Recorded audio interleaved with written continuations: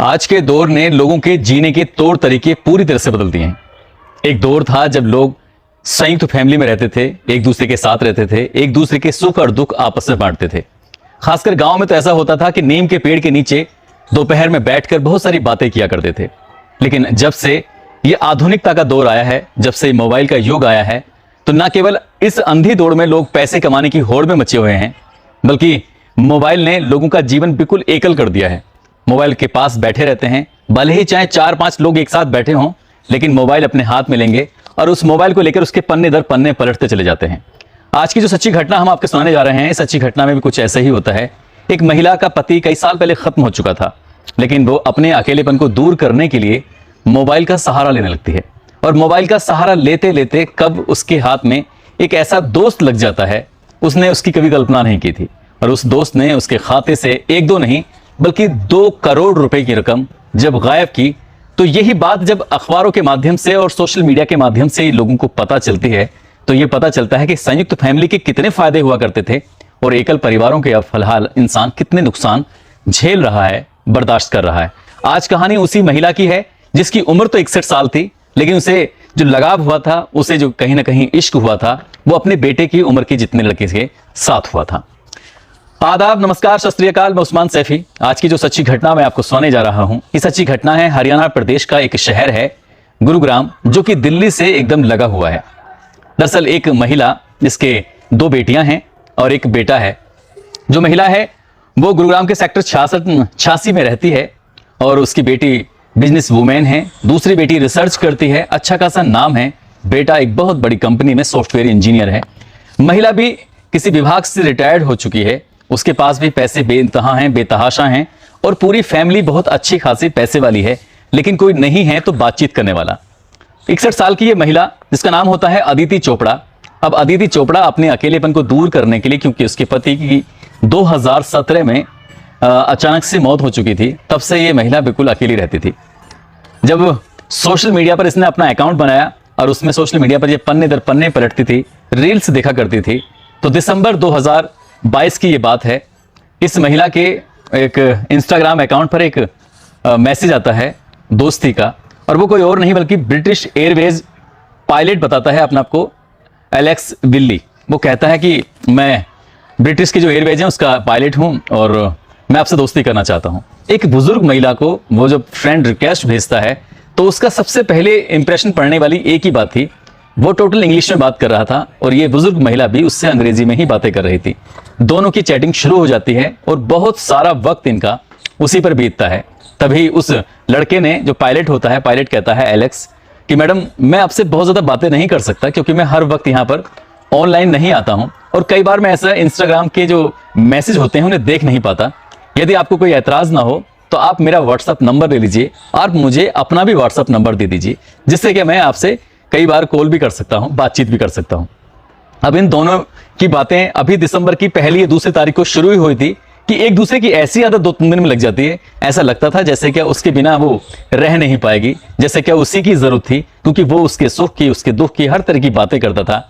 बातचीत करते करते उसने कहा कि मैंने आपके लिए एक सरप्राइज गिफ्ट भेजना है, अगर आपको ऐतराज ना हो तो क्या आप मुझे अपना घर का एड्रेस दे सकती हैं। तभी अदिति चोपड़ा ने शुरुआत में तो ना नुकुर की, लेकिन जब उसने एलेक्स ने ज्यादा जिद की, तब वो कहती है कि ठीक है आप मेरा एड्रेस ले लीजिए, लेकिन मुझे कोई ज्यादा महंगा गिफ्ट नहीं चाहिए, बस जो भी हो सामान्य सा भेज दीजिएगा। तभी उसने पायलट ने कहा कि ठीक है आप बेफिक्र रहिए। एड्रेस लेता है और एड्रेस लेने के बाद वो उसी के दिए हुए पते पर एक गिफ्ट भेजता है। और 5 दिसंबर 2022 की सुबह लगभग 10 बजे के आसपास एक फोन आता है। वो कहता है कि मैं शिपिंग चार्ज लगेगा आपका, और कस्टम विभाग से बात कर रहा हूं, इंदिरा गांधी इंटरनेशनल एयरपोर्ट से। और वो कहते हैं कि आपका एक गिफ्ट है मैडम, अगर आपको गिफ्ट चाहिए तो उसके शिपिंग चार्ज तो आपको देना ही पड़ेगा, और शिपिंग चार्ज लगता है आपका 35,000 रुपए। वो महिला एकदम शॉकिंग हो जाती है, कहीं ना कहीं सोचने पर मजबूर हो जाती है। वो सोचती है कि एक गिफ्ट की कीमत और शिपिंग चार्ज के 35,000 रुपए मांगे जा रहे हैं, वो समझ में नहीं आ रहा है। तभी वो लड़का जो उधर अधिकारी बन के बात कर रहा था कस्टम विभाग से, वो कहता है कि मैडम आप समझ रहे नहीं है कि आपके पास जो गिफ्ट आया है, दरअसल इस गिफ्ट का जो वजन अगर आपने सुन लिया तो शायद आपकी आंखें खुली की खुली ही रह जाएंगी। पहले शुरुआत में तो पूछता है कि तुम्हारी किसी से इतनी बड़ी दोस्ती कैसे हो गई, इतने बड़े आदमी से दोस्ती कैसे हो गई। इस तरह की वो अधिकारी ने भी इस महिला को अपनी झांसे में लेने की कोशिश की और ये महिला जब फोन आया था तो इतना ज्यादा एक्साइटेड थी, इतना ज्यादा खुश थी, उसे लग रहा था कि पता नहीं उसने क्या भेजा होगा उस उपहार को लेकर। और जब ये बातचीत अधिकारी से चल रही थी तभी 35,000 रुपए की जब डिमांड की जाती है तो उसने कहा ठीक है 35,000 रुपए मुझे देने में कोई एतराज नहीं है, दिक्कत नहीं है, मैं दे देती हूँ। उसने 35,000 रुपए उसके खाते में डाल देती है। अब जो 35,000 रुपए ये इंदिरा गांधी इंटरनेशनल एयरपोर्ट के एक जो अधिकारी होता है, जो खाता सरकारी बताया जाता है, उस सरकारी खाते के हिसाब से पैसे जब डाल दिए जाते हैं तो कस्टम विभाग के अब सीनियर ऑफिसर के पास वो बॉक्स पहुंच जाता है। तभी एक बार फिर से फोन आता है कि मैडम ये जो बॉक्स है इसको हमें चेक करना पड़ेगा, अगर हमने चेक नहीं किया तो हम इसे किसी भी कीमत पर आपको दे नहीं सकते, हो सकता है कि इसके अंदर कुछ आपत्तिजनक चीजें हों, आपत्तिजनक वस्तुएं हैं। आजकल किसी का कोई भरोसा नहीं है, दुनिया के किसी भी कोने में कोई बैठा हुआ आदमी अगर आपको कुछ ऐसी चीज भेज दे जो हमारे देश के लिए खतरा हो सकती है तो हम इसको बिना चेकिंग के भेज नहीं सकते। तभी ये महिला उसको कह देती है ठीक है कोई बात नहीं, आप चेक कर लीजिए, चेक करके आप मुझे भेज सकते हैं। उन्होंने कहा कि हमारे पास इसकी पूरी की पूरी लिस्ट है, उस लिस्ट से इसको वेरीफाई करना चाहते हैं। बॉक्स खोला जाता है, बॉक्स खोलने के बाद जब देखते हैं तो उसमें आईफोन होते हैं बड़े महंगे महंगे, उसके अंदर आर्टिफिशियल ज्वेलरी होती है, उसके अंदर कई सारी घड़ियां होती हैं और साथ ही उसमें $80,000 होते हैं। उस वक्त $80,000 की कीमत 64 लाख रुपए के आसपास होती है। महंगे फोन, ये सब जो आइटम होते हैं लगभग 15 लाख रुपए के ये गिफ्ट होते हैं।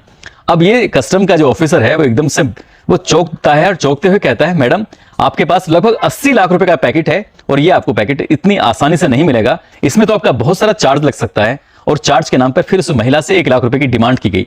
उस महिला ने जब इतनी सारी बातें सुनी, इतने सारे सामानों के बारे में सुना तो वो इतना ज्यादा खुश हो जाती है, तभी उस नंबर पे फोन करती है, कहती है कि तुमने मेरे लिए इतना महंगा गिफ्ट भेजा है, मेरी तो समझ में नहीं आ रहा कि तुम इतना महंगा गिफ्ट तुमने भेजा क्यों है।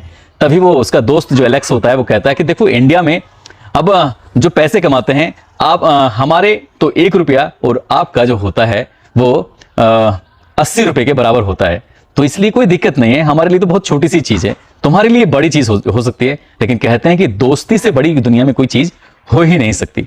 वो बुजुर्ग महिला उस पायलट से लगातार बातें कर रही थी और उसने 1 लाख रुपए की रकम दे दी। अब जब 1 लाख रुपए वो ट्रांसफर कर देती है तभी फिर से दोबारा फोन आता है कि जो ट्रांसफर किए गए हैं वो दरअसल गलत खाते में चले गए, आपको 1 लाख रुपए नहीं करने थे बल्कि 95,000 रुपए करने हैं, इसलिए आप 95,000 रुपए इस खाते में भेज दीजिए।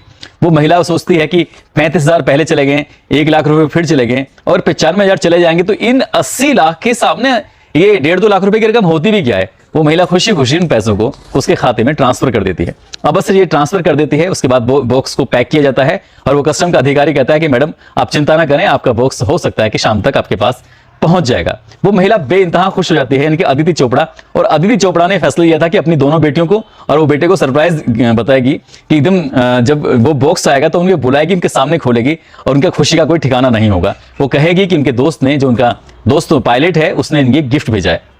महिला बहुत ज्यादा खुश थी, लेकिन इससे पहले कि वो बॉक्स आता है एक फोन आ जाता है और वो फोन होता है हवाई अड्डा प्राधिकरण का अधिकारी होता है और वो एक बात कहता है कि मैडम जो $80,000 उसने भेजे हैं आपके फ्रेंड ने, इन $80,000 को इंडियन रुपीज में कन्वर्ट करने के लिए कुछ पैसे का खर्चा आएगा और वो खर्चा लगभग 2 लाख रुपए के आसपास है।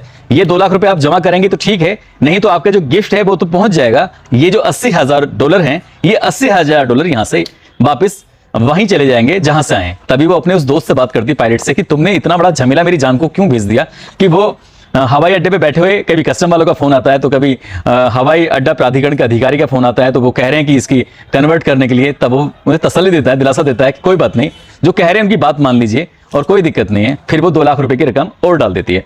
धीरे धीरे करके पहले 35,000, फिर 1 लाख रुपए, फिर 95,000, फिर 2 लाख रुपए, इस तरह से लगातार उसके खाते से पैसे जाने लगते हैं। और इस महिला को बिल्कुल भी अंदाजा नहीं था कि वो कर क्या रही है, बस मंद ही मंद मुस्कुराए जा रही थी, खुश हो रही थी और उसे लग रहा था कि पता नहीं उसके हाथ में एक बड़ा सा चिराग आने वाला है, उसे जिन्न निकलेगा और वो सारी मुरादें उसकी पूरी कर देगा। इससे पहले कि वो बॉक्स उसके पास आने वाली बात थी, उसने कहा कि अभी बॉक्स आपके लिए चल दिया है, आप बिल्कुल भी परेशान ना हो। तभी उसके पास एक एसएमएस आता है और उस एसएमएस ने उसकी दुनिया ही बदल दी। दरअसल वो एसएमएस होता है संयुक्त राष्ट्र आतंकवाद विरोधी विभाग से। जब वो मैसेज मिलता है, वो मैसेज को पढ़ती है, पढ़ने के बाद एकदम से थोड़ा घबरा जाती है। तभी वो कहते हैं मैडम जो ये गिफ्ट आया है आपको पता नहीं है किसने भेजा है, दरअसल हम इसकी जानकारी जुटा रहे हैं और आप पूरी तरह से फंस चुकी हैं। जब इस महिला से ऐसी बात कही जाती है, आतंकवाद को इस बॉक्स से जोड़ दिया जाता है, इसके अंदर सामान था, उस पायलट को भी उन्होंने तरह तरह की बातें करनी जब शुरू की हैं, तब महिला पूरी तरह से घबरा जाती है। अब तक वो 2.5-3 लाख रुपए से ज्यादा की रकम, बल्कि 2.5-3 लाख नहीं बल्कि 4 लाख रुपए से ज्यादा की रकम वो दे चुकी है और वो महिला इतना ज्यादा घबराने लगती है, क्योंकि सीधा सीधा कि हम कहते हैं कि संयुक्त राष्ट्र आतंकवाद विरोधी विभाग से हम बात कर रहे हैं, अब तुम्हें किसी भी कीमत पर छोड़ा नहीं जाएगा। और जब बात छोड़ने की आती है कि साहब मुझे माफ कर दो, वो सारा जो गिफ्ट है, वो पैसे मुझे कुछ नहीं चाहिए, बस मुझे सिर्फ आप बख्श दीजिए, जब बात बख्शने की आती है तो वो अब मोटी रकम की डिमांड करते हैं। जब मोटी रकम की डिमांड करते हैं तो वो पैसे मांग रहे थे डॉलर में, और लेकिन इंडियन रुपीस के हिसाब से डॉलर में कुछ अगर आप मिलाप करें तो कोई मेल मिलाप नहीं होता, क्योंकि $1 80 रुपए के बराबर होता है। अब कभी $5000 तो कभी $10,000, इस तरह से पैसे की डिमांड लगातार बढ़ती चली जाती है और वो महिला इनकी उलझन में उलझती चली जाती है। अब कभी FBI एजेंसी बात करती है तो कभी इंडिया की CBI बात करती है, कभी रो के ऑफिस से फोन आता है तो कभी नोएडा के डिपार्टमेंट से फोन आता है, अलग अलग डिपार्टमेंट से, यानी कि 100 कॉल इस महिला के पास अलग अलग विभागों से आ चुकी थी। लगभग 10 देशों के जो ऐसे जो आतंकवादी विरोधियों के लिए काम करते थे, ऐसे 10 देश से जब फोन आते हैं तो उस महिला के पैरों तले जमीन खिसक जाती है। वो लगातार पैसे का इंतजाम कर रही थी और जो बताए जा रहे थे खाते, उन खातों में वो रकम डाल रही थी। कभी RTGS करती थी तो कभी नेफ्ट करती थी, कभी IMPS के उससे डालती थी, और लगातार डालते डालते उसे 6 या 7 दिन या 8 दिन का समय लगता है और इस हिसाब से पैसे डालते चली जाती है। उसके पास अपने खुद के खाते में जो होते हैं लगभग 35 लाख रुपए की रकम होती है, और उसने अपने रिश्तेदारों से 24,50,000 रुपए की रकम जुटाई थी, उधार मांगे थे कि मुझे कुछ पैसे चाहिए, और 24,50,000 रुपए की रकम भी देने के बाद अब उसके पास पैसे बचते नहीं है, तो उसने 50 लाख रुपए का अपना एक खुद का प्लॉट होता है, उस प्लॉट को भी बेच देती है, और ये रकम लगभग हो जाती है 1,10,00,000 रुपए के आसपास। जब उसके पास कुछ नहीं बचता तो उसने फिर अपनी जो घर की रखी हुई ज्वेलरी थी, वो मुथूट एक फाइनेंस कंपनी है, उसको देती है और वहां से मोटी रकम उठाती है। मोटी रकम उठाने के बाद उसको भी वो दे देती है। अब उसके पास कुछ चारा नहीं बचा था, उसका और उसके बेटे के नाम से संयुक्त अकाउंट होता है। अब बेटे के संयुक्त अकाउंट से, क्योंकि उसको चेक करे हुए सिग्नेचर रखे हुए, मतलब पहले से चेक उसके पास रखे थे, उसने उनको भी भुनाया, और भुनाने के बाद वो भी पैसे जो डाल उस RTGS करती है, तभी उसके बेटे के पास भी एक मैसेज आता है और माँ के पास भी मैसेज आता है। माँ के पास तो अब तक लगातार मैसेज आ ही रहे थे, लेकिन बेटे के पास ये पहला मैसेज था रुपए ट्रांसफर होने का, और एक अच्छी खासी मोटी रकम जब उसके खाते से ट्रांसफर होती है तो वो अपनी माँ को फोन करता है कि माँ इतने सारे पैसे कहाँ चले गए, किसको दे दिए। तभी माँ रोते हुए कहती है कि बेटा मैं बहुत बुरी तरह से फंस चुकी हूँ, बस मैं तुम्हारे लिए ये काम कर रही हूँ, अपनी बेटियों की जिंदगी बचाने के लिए काम कर रही हूँ। वो साफ साफ कह रहे हैं, न तो तुम्हारी दोनों बेटियों को छोड़ा जाएगा, न ही तुम्हारे बेटे को छोड़ा जाएगा, और हमने तुम्हारे घर को पूरी तरह से कवर कर लिया है, हम जानते हैं सैटेलाइट में तुम हो। इस तरह की जो बातें उस महिला से की जा रही थी, वो महिला लगातार उलझती चली जा रही थी। बेटा माँ के पास पहुंचता है और माँ के जितने भी खाते थे, माँ के पास जितने पैसे थे, रिश्तेदारों से लिए थे, जो प्लॉट बेचा था उसके तमाम जो पैसे की गणना की जाती है, तब 1,95,00,000 कुछ हजार रुपए के आसपास की रकम होती है। और वो उस लड़के ने जो जिस सुना, उसकी बेटियों ने जब सुना, उनके पैरों तले जमीन खिसक जाती है। अब यही बात वो बेटा अपनी माँ से कहता है कि इसमें तो FIR दर्ज करानी होगी, ऐसा ना हो सचमुच ही हम लोग पूरी तरह से फंस जाएं तो इस बात को पुलिस तक पहुंचने में वक्त लगता है। वो माँ कहती है कि मैं अगर पुलिस के पास जाऊंगी तो किस मुंह से जाऊंगी, कि मैं आखिरकार पायलट से बात क्या कर रही थी, पायलट से हम दोनों की बातें क्या हो रही थी। बूढ़ी औरत हूं, उसने अपने बेटे को लाख समझाने की कोशिश की, लेकिन बेटा कहता है हम किसी और उलझन में ना फंस जाएं, इसलिए हमें पुलिस के पास जाना ही होगा। वो साइबर क्राइम के दफ्तर जाते हैं और दफ्तर जाने के बाद ये पूरी कहानी बयां करते हैं। कहानी जब बयां की जाती है तब यही बात कई महीने के बाद सोशल मीडिया पर, यानी कि अप्रैल 2023 में जब लोगों को पता चलती है कि गुरुग्राम की एक अरबपति या करोड़पति महिला, उसको एक पायलट बनकर एक व्यक्ति ने अपने झांसे में लेकर इस तरह से फंसाया, जबकि वो इंडिया का ही व्यक्ति बताया जाता है। जो भी होगा, हालांकि पुलिस अभी इसी मामले की जांच कर रही है, लेकिन महिला के खाते से उसके बेटे के लगभग 2 करोड़ रुपए की जब रकम जाती है, यही बात जब अखबारों में पता चलती है तो लोगों को लगता है कि आज के दौर में लूटने के, चोरी के जो तरीके हैं वो पूरी तरह से बदल चुके हैं। एक दौर था जब घर में हथियारों के बल पर डकैती डाला करते थे, लेकिन अब सीधे ऑनलाइन ही लोगों को ठग लिया जाता है। लोगों को इस बात का एहसास भी नहीं होता। इसलिए मोबाइल का जब इस्तेमाल करें तो कम से कम सोच समझ के इस्तेमाल करना चाहिए। ऐसा ना हो कि आप पन्ने दर पन्ने पलट रहे हैं। और खासकर ये गड़बड़ी तभी होती है जब हम कोई भी व्यक्ति पॉर्न साइट देखता है, कोई ऐसी गंदी चीजें देखता है, तब वहां गंदी चीजें देखने में कुछ ऐसे ऑफर आते हैं जिन ऑफर में आदमी फंस जाता है, उलझ जाता है। जैसे ही उन ऑफरों पर क्लिक करता है तो उसका नंबर, उसकी डिटेल, उसकी सारी जानकारी हैकर्स के पास पहुंच जाती है, और हैकर्स उस अपनी जो उसके पास ताकतें हैं, जो उसके पास जानकारियां हैं, उसी का फायदा उठाकर वो किसी भी इंसान को पूरी तरह से कंगाल कर देते हैं, जैसे क्या इसमें अदिति चोपड़ा को किया गया था। दोस्तों, इस पूरे घटनाक्रम को सुनाने का उद्देश्य किसी को परेशान करना नहीं है, किसी का दिल दुखाना नहीं है, बल्कि आपको जागरूक करना है, आपको सचेत करना है। आप जाते जाते, आज पवन कुमार जायसवाल हैं जो कुशीनगर के रहने वाले हैं, साथ ही अमित कुमार हैं, आज इनका जन्मदिन है। इन दोनों को जन्मदिन की बहुत सारी शुभकामनाएं, बहुत बहुत मुबारकबाद। साथ ही हासिब अहमद हैं, ज्ञानू बोहरे हैं, अलवीरा शाह हैं, मोनू यादव हैं, पिंकी कटारिया हैं, भूषण कृष्णदास हैं, रमेश पुरोहित राजस्थान से हैं, रोहित पाठक सहरसा से हैं, आशु त्यागी हैं सऊदी से, मनोज गिरी हैं। इन लोगों ने नाम लेने की अपील की थी। आप सब लोग अपना ख्याल रखें, सुरक्षित रहें। जय हिंद, जय भारत।